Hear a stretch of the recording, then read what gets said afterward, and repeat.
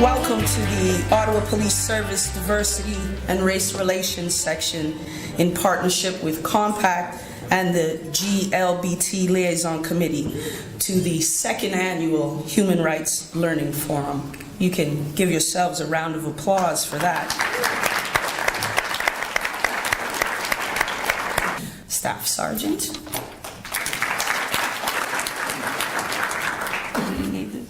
You. Welcome, everybody. I want to welcome everybody here today for this second annual Human Rights Learning Forum. Many of you attended last year. I can see some familiar faces. And there are new members here today, new participants. I want to welcome you all. First and foremost, I want to take this opportunity to acknowledge the steering committee. Members of the steering committee are volunteers from Compact and the GLBT Liaison Committee. They dedicated their time, their personal time, to plan this event. It takes a lot of commitment. They believe in inclusion. Members of the steering committee, please stand up if you're in the room, all of you.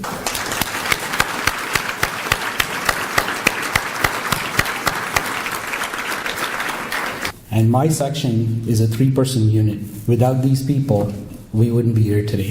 Thank you.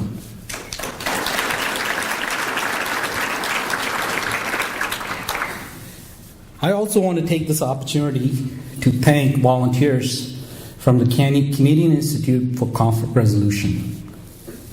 They were here last year, about 15 volunteers. They facilitated the tabletop discussions. And guess what? They're here again today. Please, CICR volunteers, please stand up.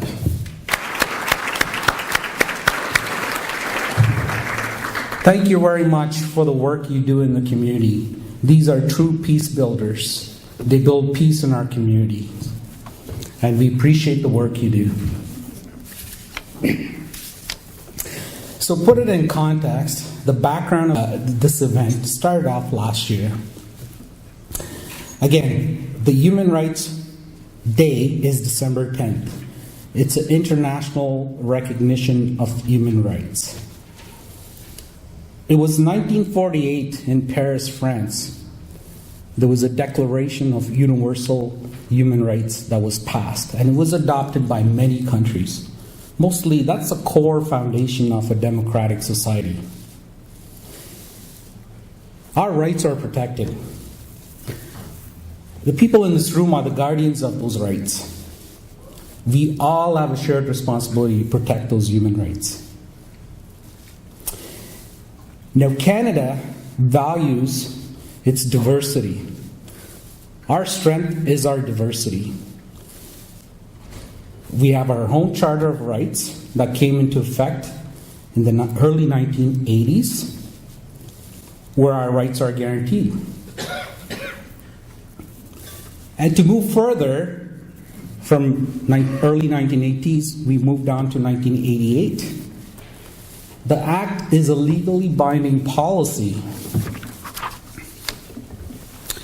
that was established as Canada's multiculturalism policy, which recognizes the right to ethnic, linguistic, and religious minorities to keep their cultures, languages, and religious practices. So by right, we are allowed to be different. That is our fundamental right. So we can practice our religion, our culture, our language, linguistic. So diversity is Canada's core foundation. Canada was built on racial harmony, and we value that. Everybody in this room is a Canadian.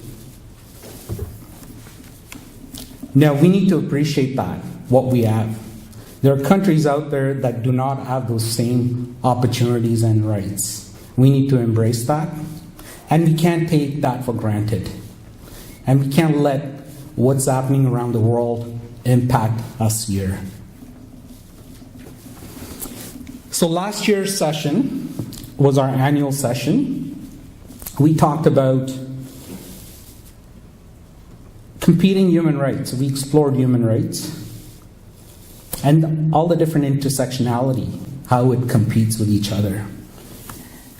And the participants in this room helped us come up with some tools on how to navigate through those competing rights. There was a report that was created from last year's Human Rights Learning Forum, and it was posted within our website, in Diversity Race Relations website. So you have access to it, and I believe we also shared that with the participants that attended that report. So one of the common theme that emerged from last year's session was awareness. Awareness of diversity, education for our members, community engagement, and also participants wanted the police service to reflect the community we serve. Now, that report didn't just sit on some shelf. We took that report and we tweaked up on how we do things within the police service. Historically, the recruits would get their diversity training at the station, at our police college in Algonquin. But this year, we changed it. We take our recruits to the communities. The communities host us. And we have people from different walks of life, lived experience, come and share their stories with our new recruits. And it's provided an opportunity for the recruits to network, get to know people in our community. So that's something new. And also we went forward with providing human rights training for our communication center. So they are the first point of contact when people call the police. So we were able to plan 6 sessions. We provided them human rights training. And I'm also proud to share with you our professional development section, who took the new training program called Fair and Impartial Policing Training under their management. It's a mandated training the chief had mentioned in his speech that started off January of this year. So I'm proud to share with you, so far, we've had about 1,035 members of Ottawa Police Service that have gone through that training. And that's a huge accomplishment. Now, it's a journey. We have a lot of work to do. But we have a strong foundation. And we have a foundation that we can build on. At times, those foundations get tested.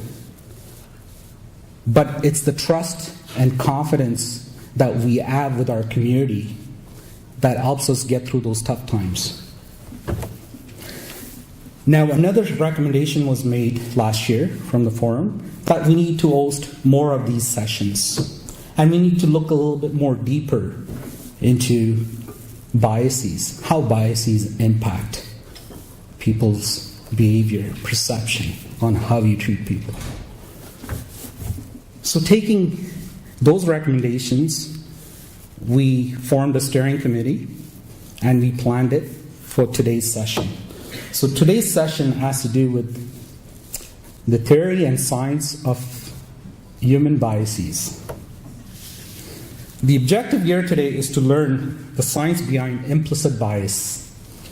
We're going to discuss as a group the impact of implicit bias on human rights in the context of policing and community relations. And then, hopefully, by the end of the day, we're going to identify, and this is going to come from you folks. I'm not going to stand here and tell you what those strategies are going to be. We're going to develop those strategies from each one of you. You're going to participate, you're going to give your input. So we're going to try to identify strategies, best practices, tools to effectively manage implicit biases from a variety of perspectives, including individuals, communities, and police service. We're going to start off next with the Ombudsman. who's going to speak about the de-escalation report that was produced through his office. Then after that, we're going to get into speakers, and we're going to be sharing their narrative from their lived experience. And amongst us, within our community, we have a PhD student, Sebastian LaPlante, who is doing his PhD in cognitive science. And he's going to actually share the science and theory behind human biases. So that's what the day is going to look like.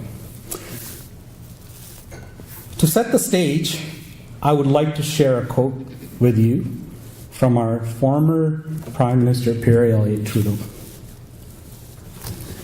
who said, "There's no such a thing as a model or ideal Canadian. What could be more absurd than the concept of a Canadian boy or girl?" He goes on to say, "A society which emphasizes uniformity is one which creates intolerance and hate." So, folks, we're not meant to be alike. We are meant to be different. We are meant to be diverse. That's how we were created. So when you look at the inclusion continuum, it starts off with 8, moves on to intolerance, then it goes to tolerance, then it goes to acceptance, and then it goes to compassion. Celebration. From hate, then you go to celebration. Although we've done tremendous work in the acceptance piece, through our multiculturalism policy and through our racial profiling policy and all those different things that come to play, Charter of Rights. But there are times when certain things happen around the world, we tend to get pulled back.